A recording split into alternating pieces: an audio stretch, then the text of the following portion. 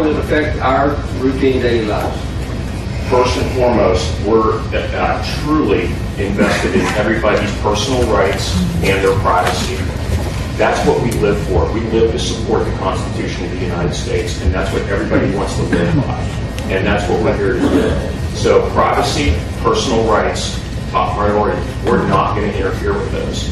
We're not going to interfere with people's livelihoods or negatively impact their commerce. So some of the counties that we're in, they're very concerned we're going to disrupt recreational activities. It's not going to happen. So any type of farming that takes place here, any type of other commerce where this could be an impact by having 2 Humvees come through, we'll take that all into consideration and work it out with the governing body. Question? Judge, in light of the people's, my name is Jim Dillon.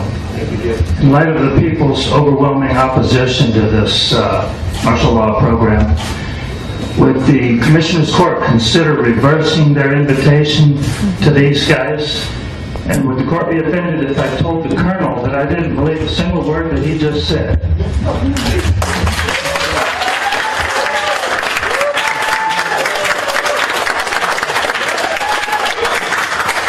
Thank you for your question. Will any part of this exercise be martial law? And is anybody getting paid, including the police or any elected officials? Okay, the first part of the question, Your Honor, no, it has nothing to do with martial law, period. We are Title 10 forces, not Title 32, nothing like that. No martial law in any way, shape, or form. We basically simply want to train the United States Special Operations Forces for future operations overseas. That's it. That's where we operate daily. Even right now, while we're all standing here, there are guys putting everything they've got into it against an enemy that is very determined to rid us off of this plan. And I'll just ask this the way it's written. When we have a federal government that cannot tell the truth, how do we know that what you're saying is true?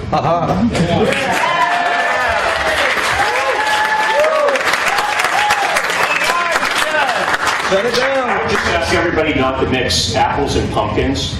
Okay, let's do it that way. This institution right here has been around for over 240 years. I've transitioned in this uniform, various shades of it, under 5 presidents, all of it peacefully. You may have issues with the federal government. You may have issues with the administration. So be it. Okay? But this institution right here has been with you for over 240 years. Period. I like that. And my question is, I want you to address receiving this and cutting it out and not bring it back by any other name that your strategist may find in this dictionary that has anything to say that it is a preparation for martial law. Yes, because it is not a preparation for martial law, sir. That's what you say. Thank you. Thank you for that succinct answer. Colonel, you've said that this is a training military exercise, and this training entails unconventional warfare, which is guerrilla warfare training, which includes PSYOPs, psychological operations, which is a weapon. Psychological warfare is a weapon. And it appears that these PSYOPs are taking place right now.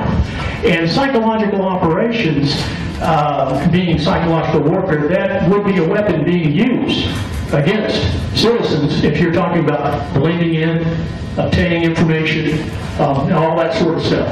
How do you respond to that, sir? One, there's not a PSYOP campaign going on associated with that. This is an information brief, and that has nothing to do with the private citizens in Pasco County. So I wish you'd clarify the question, because it sounded more like a statement in the end. The question is psychological, psychological operations, is it considered psychological warfare? Is it considered weaponry in your Army training? No, it's an operation. It's a line of operation, or a line of effort at that point, not an operation. It's just the way that the effects are masked differently. So I'm not going to get into a Okay, well, what I'm talking about is intelligence gathering, on citizens. That's not going to occur with this training exercise. Thank you, sir. The question I have, and I just need to be clear on this. Now, you're going to have plainclothes people that are going to be blending in, right? On private property. On private property. What do you got a bunch of people out there that are acting like they don't know that they're blending in or something, or? It's part of the AAR process. So you're in the military. Yeah. They go back and they come in and say, hey, look, you did X, Y, and Z okay, but you didn't blend in well. Why didn't you blend in well? You've known that you would have to go do this for a couple of months. You should have studied the area, say Eastern Europe, and look at how they dress and take in their mannerisms. And you should have prepared for that. Okay, so you can guarantee us that I won't have to worry about the guy standing next to me being some kind of covert operation, guy gathering information that they'll come in later to pick everybody up? No, that's okay. Thank you for your question. The gentleman here in the second row, black shirt. Sir, yes, sir.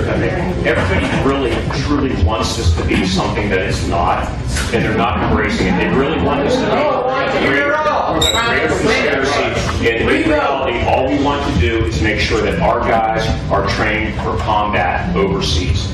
That's it. The same kind of excuses Hitler used to take hold of Germany, too. My name is Daniel Duclue, and I'm a resident of Bastrop, Texas. I grew up here and got a rich family military history, so thank you for your service. You said the Department of Homeland Security was not involved. However, they are a cabinet position. It's under the jurisdiction of the president, and you are also under the jurisdiction of the president.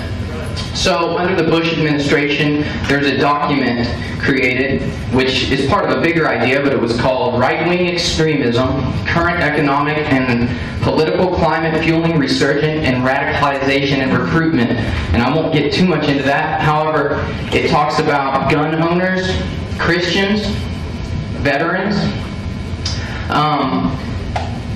people that believe in the Constitution. In fact, when I look around in this room, a lot of people that are represented in this room are in that document.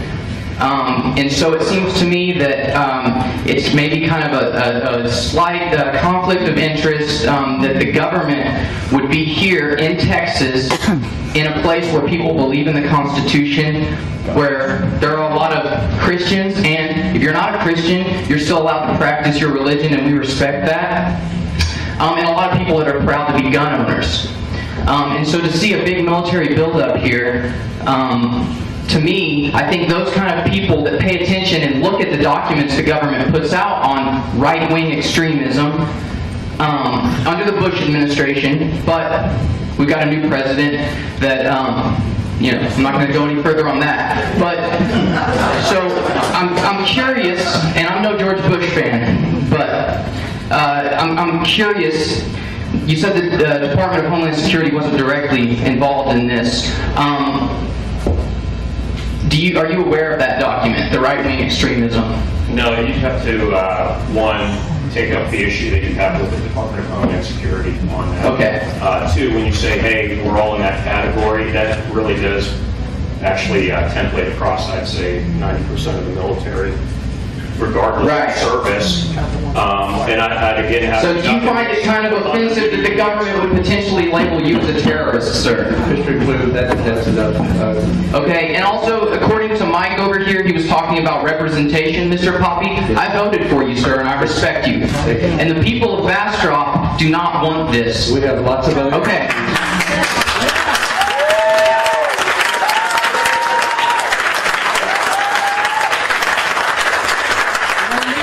But I do have another question. You brought up the fact that you believe in supporting the Constitution.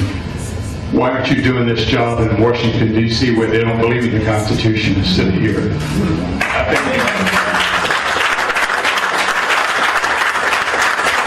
Your question here. Yes, sir. My question is, why is it not reasonable? Look, these folks, you aren't going to be traveling in rental cars or cattle trucks in Afghanistan or any other country. Why is it not reasonable for me as a private citizen who just questions things, maybe conspiracy theories, but somebody just has some reasonable questions? Why is it not reasonable for me to see this is absolute training for a domestic rendition program where eventually, worst case scenario, if things go bad, good folks like yourself, Ms. Warren Oates, are going to go after Alex Jones, Joe Biggs, Jakara Jackson. Why is it not reasonable, sir, for me to be scared about that? Good question. Let's let him answer that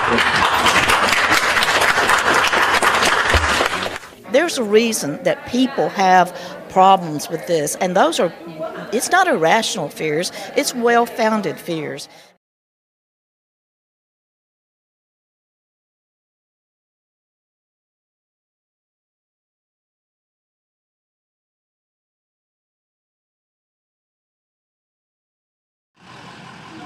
Here they come. Here they come. They're coming.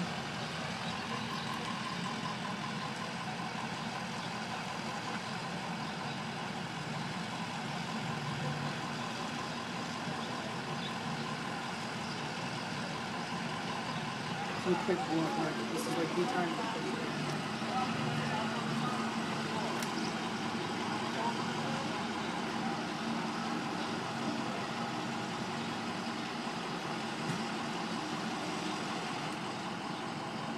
Looking at cars. They've been staging right here for so long. You think someone was just...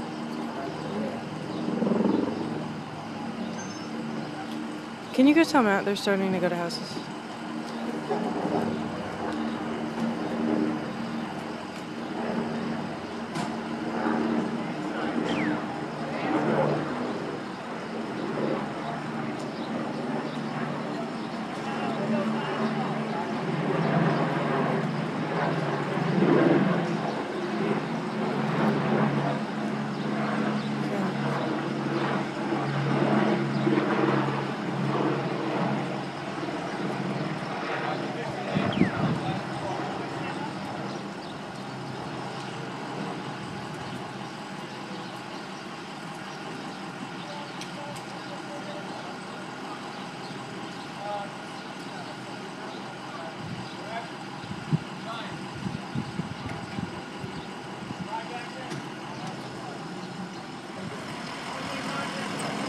They're next door and across the street.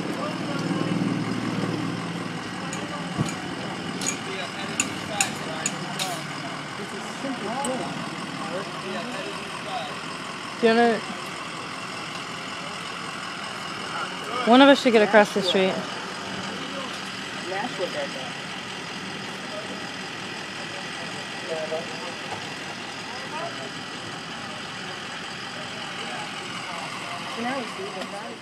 Further outside. Are you serious?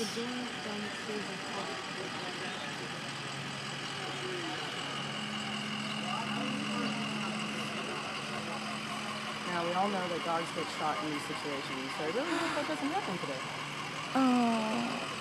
What? You know, cops and dogs. Yeah, I like those dogs a lot. Yeah, they were sitting so still when Matt and I came up. They're adorable. They looked like a painting. Yeah. What? They're coming in our house, yeah. And we don't get to be here for that, apparently. Hmm? They're kicking people out to go through their house, yes.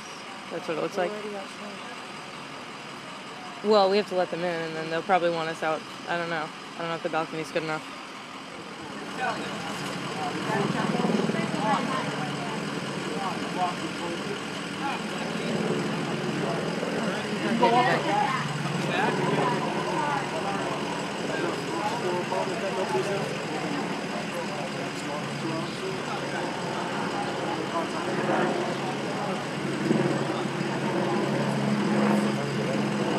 They got locked out, and now well, I think. Are they totally locked out? Or are they just trying to figure out how to get a hold of the landlord to get in the first floor? I don't know. They should sit down. I feel like they've been in there a long time.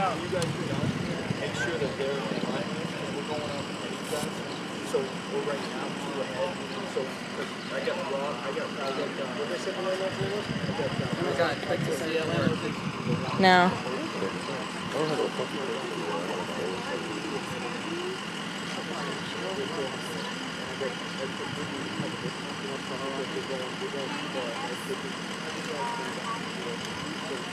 No, I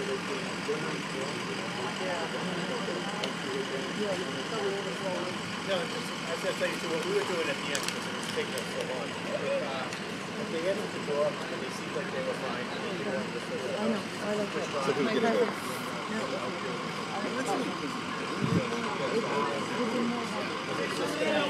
Coming out? No, How do we get into that third floor? That's there. Back porch? Some areas you're going to find it. You just have to stop. So they spent all that time on the second floor. Your apartment. Yeah. I opened like all the fucking doors. Yep, I left them open. You have your keys? Thank you. Did you guys get locked out or the back is unlocked? Okay. We left it open.